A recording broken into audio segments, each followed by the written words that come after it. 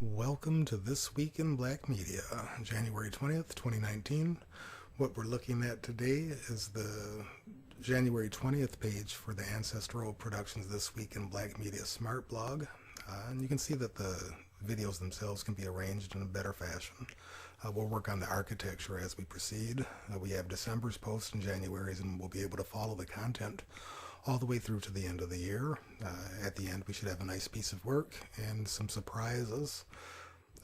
The purpose here of the multiple videos, this format, which here again, for those that are into details, we will have these organized better and balanced out as far as the structure is concerned. We're playing with the format as we speak. But there are links to all of these videos on the page that we'll be discussing today, and you can investigate themselves, watch them yourselves, because these are going to be recurring themes for the year 2019, and just for Black history in general. These are going to be recurring themes, particularly when we come from the point of slavery, the transatlantic slave trade, and on through the civil rights movement, and now where we see different patterns emerging and distinct changes taking place that are of great significance as far as we can tell from our analysis. So those of you that are unfamiliar, and you can see Roland Martin is popular this week in the post that we'll be referring to. We have Democracy Now! We even have a video from Tommy Sotomayor. So how are all of these connected? To begin, we'll start with Tamika Mallory, who's been attacked recently by Meghan McCain and many others for her association with Honorable Minister Louis Farrakhan in the Nation of Islam. And I consider her a shero. Those of you that have been here before, we do hero alerts. I'm going to start the shero alerts, because she stood her ground and she didn't back off from her association with the Nation of Islam, which has had a distinct positive impact in the Black community. The record is clear there for what they've done in a positive way for Black people. And she refused to condemn him. And we'll go into an analysis later, where we can see where the Ashkenazi cousins, and the European media often try to get African Americans, in public media, in the political realm, in the entertainment realm, to condemn their leaders. And what we're seeing is a change there. We're seeing a refusal to, and this is deeply important for the future, and these are some of the things that have been predicted. This is just the beginning. So she stood her ground. So you can watch that video there, because she's being interviewed by Roland Martin. This is another video that refers to that. And what we look at the research, we find that those that are attacking her are mainly from the Ashkenazi Jewish community, the conservative aspect of that. And we're going to see that they have a long history of trying to dictate Black thought, which is so arrogant that I'll get into it. But the arrogance there is it's about time they start getting called on it. And that's one of the major questions we're going to ask this year and continue to ask is, why is it that European Jewish humanity is more important than Black or Palestinian humanity or any other form of humanity? And we're going to show why. I'm not saying that is the case. Certainly not, because there is no European Jewish humanity without their sub-Saharan African signature. See, if they're special, we're special. And I don't want to get into the whole one group better than the other. I don't do that. I simply draw attention to the fact that there is no consistency in Jewish DNA without the sub-Saharan African substructure there, which would mean if there is a chosen people, then that would be us too. You see, and I'm willing to come to the table and debate that with their best. Believe that? So what does this have to do with the much hated by many, Mr. Tommy Sotomayor, with whom I disagree with many of the things that he says, particularly with the things he says about Black women, but I also honor the reality that he makes some good points about racism, etc. And what we see here is that one of his channels was recently demonetized by YouTube, who shows a distinct bias towards anything that shows the truth about European Jewish history, Ashkenazi Jewish history. And what Mr. Sotomayor was referring to was the rabbinical practice of circumcision, in which the rabbis suck the blood off the recently circumcised penis. This should be some form of molestation. There should be some legal statute against that. Gave infants herpes, and in which case one of them died. So this is a blood right, a literal blood-sucking right. This is a fact of their history that they don't want talked about. What did YouTube do? They demonetized his channel for him talking about the facts of history. And we will see that that has happened to several of my videos here where the data is accurate. I have the necessary academic background to produce that data, that my right to free speech should be honored by that. And I encourage any YouTube content producer that has been censored unjustly to just record it, record the response, because YouTube gives a reason. That's the important part. They don't give a reason. They say that arbitrarily that they've deemed it's inappropriate to speak the facts of history with no profanity, with no graphic images, none of that. The same presentation that I would do if I were doing it in a college course. If you see what I'm saying there. So I encourage all of you to document that, because sooner or later they're going to be sued for this, rightfully, because they have no business dictating are presenting knowledge and facts of history to a public that wants it within an educational context. Keep in mind, I went through the educational BS to make those claims and to know those rights. So here in both instances, we have with Tamika Mallory with the Women's March. We have Jews in the background, European Jews in the background, trying to dictate who she can and who she cannot honor, even though she openly disagrees with some of the things that the Honorable Minister Farrakhan has said, but she refuses to back down. That's the important part, and this should scare them because they see it on the horizon. They see that the blowback is coming. Here we have Tommy Sotomayor censored by who? European Jewish community, trying to dictate the perception of social reality and trying to hide the facts of history because they have an ugly history when you look at it honestly. And when you look at it for what it is, certain specific groups of them, particularly the Zionists. So this brings us to Angela Davis, former Black Panther, who was to be honored by in a lifetime achievement, I believe it is, by the Birmingham Civil Rights Institute, who chose to rescind that celebration because they've received pressure from who? Again, a European Jewish community that said that she shouldn't be honored because she supports the rights of the people of Palestine, our brothers and sisters in Palestine, which I too support those rights, and I so too believe that there should be a dual state in Israel since their lands were taken away, and that the crimes against humanity committed against them by Israel are unjust. So if we look at here with another Roland Martin video where he's covering that same date, and you can look at any of these, but we go to Democracy Now!, who interviews Angela Davis, and she herself says that it appears that these members of the Jewish community do not want to see an alliance between the Africans of the diaspora and the Palestinian peoples. And while there's no monolith with either culture, there are large components of the African American community and large components of the Palestinian community that see identity with one another in their struggle against the same social structure, the same racist beast, the same Zionism that the Palestinians are subjected to, the Africans of the diaspora are subjected to a branch of that, to an emanation of that, and we can see that both groups work together, the United States government and the government of Israel, to mete out this discrimination together. Both parties walked out of that 1991, I believe it was, United Nations meeting in which reparations and Palestinian rights were discussed at the same time. And this is going to get deeper as we go, but we're just continuing going off the top.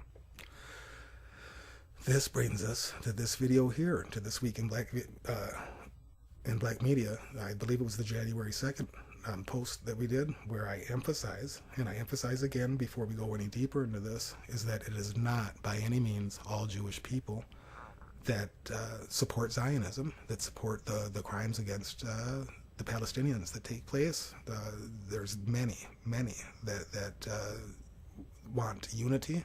They want the Palestinians to have their own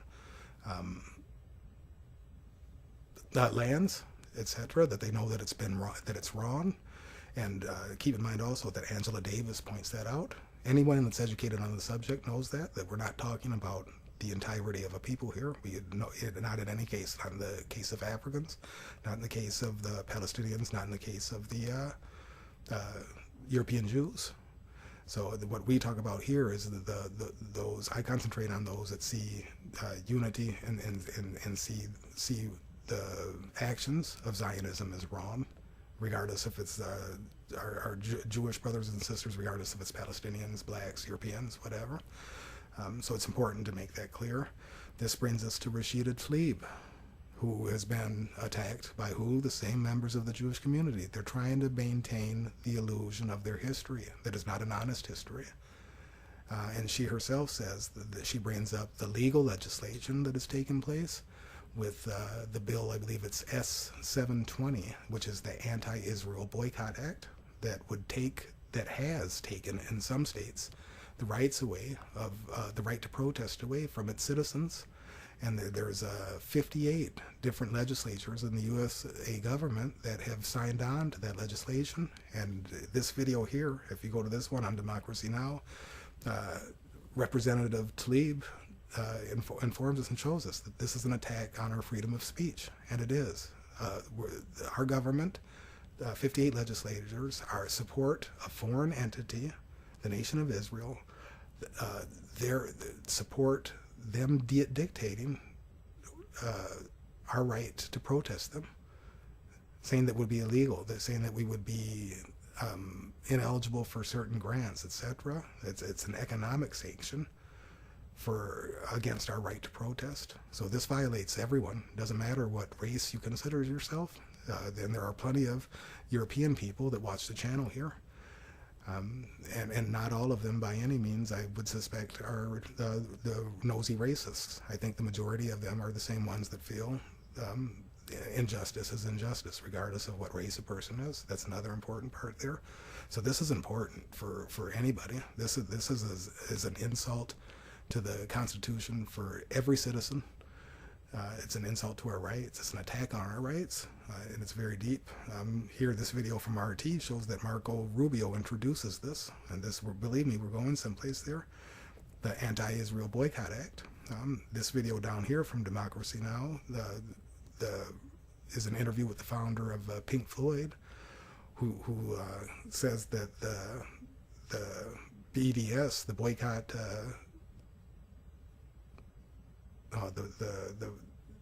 The boycott, divestment, and sanctions. I believe that's what is it? I'm not sure for the acronym for the D. I'm going off the top here, but that is the entity that's boycotting Israel, and he says it's one of the most just organizations he's ever looked at. So here, it's where you get your information. What we're seeing here is we're seeing that the Jewish stranglehold on media and the perception of Jewish history is falling apart at the seams, and it's only going to continue, and we see that by the strength, number one, of the women. You see, the backbone that's being shown and flexed to the greatest degree right now are women. We have Representative Tlaib, we have Angela Davis, who gave a scathing response to those that sanctioned her, or not sanctioned her, but tried to removed her award. And then we also have that with Tamika Mallory, who refused steadfastly, fearless, unapologetically refused to denounce not just the Honorable Minister Louis Farrakhan, but any black person that a European would try to coerce her into doing that in a public fashion, because it's almost like a spell. You see what I mean? These Europeans, these racist Europeans do that. They want to hear you. They want you to vocalize it as if it's making something concrete. And we have to be careful with words. That's why I refuse to call white supremacy just that, because it's a myth. I refer to it as, more specifically now, as white supremacy ideology. I always emphasize the ideology to remind us that it's not a flat statement. White supremacy Think of that, even in an unconscious context. When you say just white supremacy, you're declaring that that's a reality. Not healthy, not good, and so not true. So moving along, we have Marco Rubio introduce that, but here we go to This Week in Black Media, and we go to this one representative of the Congressional Black Caucus that supports the bill, and that's right here, Cory Booker, who I call Traitor One of the Congressional Black Caucus, or the Congressional Coon Caucus, others have called that. And I said that I was going to give him the Coon of the Year award for 2018, and I think that's fair. And our Coon alerts that we do on occasion just simply draw attention to people that have turned their back on their own people. And while Mr. Booker is outspoken for the black community, he's also manipulating his relationship to the black community because he has an agenda. All politicians have a self-serving agenda, all of them. And part of his agenda and part of him seeing his wheel get greased is by him aligning with the powers of Israel, which is a group of people that think themselves superior to all others. And they're not even, it can be argued that they're not even really Jews. The one lucky thing they have is that sub-Saharan African DNA. And what I'm talking about is the work of Dr. Aaron L. Hike there, where he shows that it's they're Khazars. Most of their DNA is European. My observation, because I keep it 100. That's the thing, you get caught if you lie. You see, and that's one thing you can count on when you come to this channel, to these videos, or to the Ancestral Productions channel, is that, to the best of my knowledge, everything that I'm stating is historically accurate.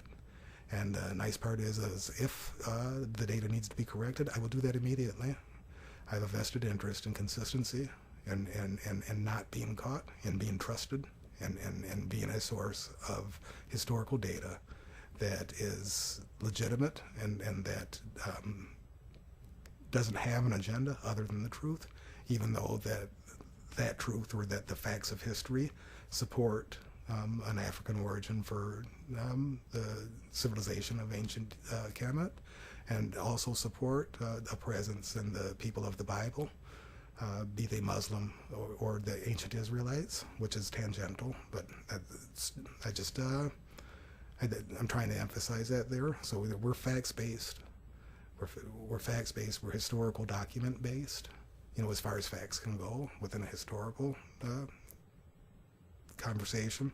So this brings us to Mr. Booker's video, another video from Roland Martin, where Cory Booker gives a speech.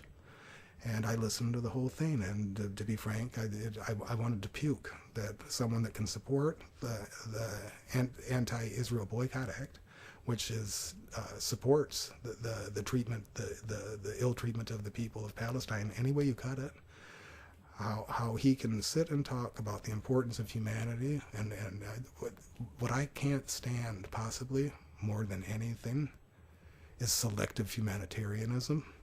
And that's precisely, in my eyes, what Mr. Booker does in this speech. Talks about the importance of all humanity is valuable, while at the same time supporting legislation that would take our rights away to boycott the crimes against humanity that Israel commits against the people, our brothers and sisters in Palestine. And then talk about how important it is that we should have compassion for our fellow man. They're not compatible. Either all life is precious or no life is precious, as far as I'm concerned. And I deeply and profoundly align with the former. I don't know how anyone can talk about the value of human life and then support Israel's occupation of the lands of Palestine. Not honestly.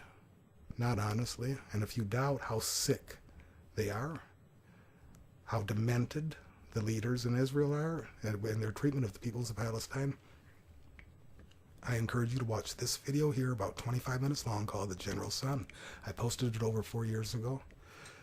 This man here is a son of a general in the Israeli army, and he discusses what they've done purposely to the Palestinian people, that they bombed at certain hours when they knew the children were walking home from school. It's disgusting. And to be quite frank with you, I think Booker should be ashamed of himself to talk about the precious value of human life while supporting these bastards. But it's not just Mr. Booker. I call him Traitor One because he's the only one thus far that I know of out of the Congressional Black Caucus that supports that legislation. And thank goodness we live in a time now where we can keep an eye on them and watch what they're doing. And that's what brings us down here to the S-720 Israel Anti-Boycott Act of the 115th Congress. Just click there and you can read about that yourself. You want to see the 58 co-conspirators? That's what I call them. They're called co-sponsors on the page. But the co-conspirators, click that link right there. You'll find out about it by yourself. You want to see Senator Cory A. Booker's or any other legislature's congressional record? Click that right there. See, if you're curious about what they're doing behind your back, all we have to do is check out the website and see how they vote. And if we don't like what they're doing, well, we can get rid of their asses. That is what the information highway is bringing us these days. Here we can see Mr. Booker's remarks in the congressional record. Click, check that out for yourself. All their business is on blast. And here is Senator Booker's remarks on S-720, the Anti-Israel Boycott Act. And you can read that yourself.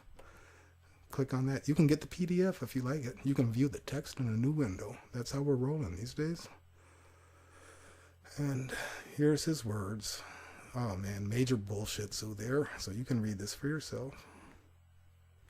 Yeah, the BDS, Boycott, Divestment, and Sanctions Act. So read that yourself or go click on the page. But now you have the links to look at all that. And he believes that these modifications safeguard Americans' constitutional right to free speech. He's full of shit. He's full of shit. And all you have to do is look at that woman that was just lost her job, a Palestinian woman, because she refused to sign a contract saying that she would not boycott Israel. How are these members of our legislature supporting something that would take our right to protest away? And some no doubt will argue, well, that doesn't matter. See, you think it doesn't matter when you don't realize that it's your rights that are next to protest within your own country. You don't realize that what they're doing to our Palestinian brothers and sisters are simply different measures that they'll try in a different fashion here if they can get away with it. They treat us the same way because it's the same people and the same agenda. And their way is dying because they don't have the numbers nor the stranglehold that they used to have on the communication that takes place. So there it all is. We're just getting started. Believe that. But we're going to see all these themes recur. And we're going to ask that question. Why is European Jewish humanity more important than Black or Palestinian humanity? It's not. It's not. And it's time that we start to let them know that. I don't want to hear about their Holocaust if they're not willing to listen about our Holocaust as Africans, if they're not willing to acknowledge their involvement in the slave trade. I'm not saying I don't have compassion for their Holocaust. Oh no, that sickens me. But they are not the only ones that have suffered. And to critique them and to call them on the wrongs that they have committed is not anti-Semitism. They don't even have a right to that name. They do not have a right exclusively to Semite. There are more Black and brown people that are Semitic speakers in this world than there are the European appearing Semitic speakers in Israel.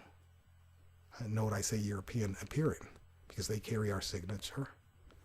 At the end of the day, you find we're all bloodline genetic related of recent historical origins or recent historical time frames.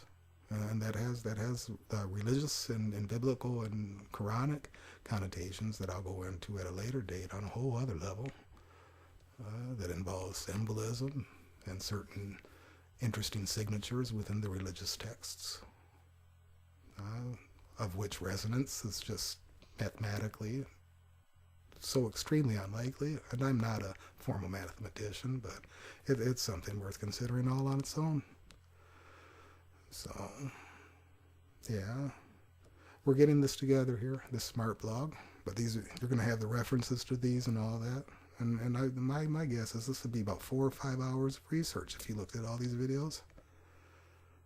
But you'd be well informed about the manipulations that take place by the Jewish populations, the European Jewish populations that want to dictate social reality, that want to keep a perpetual hold on victimhood and act as any critique against them. They want to turn that around and turn it into anti-Semitic attack. No. It's a historical fact. And see, they don't want to deal with the facts of history. They're gonna though. And for them to be instituting this anti-Israel boycott act, it shows they know it's falling apart at the seams. It is right time we tell them to get out of our business, that they have no right to dictate to us who our leaders are. And God bless her, Tamika Mallory, she stood ground on that. She stood ground on that.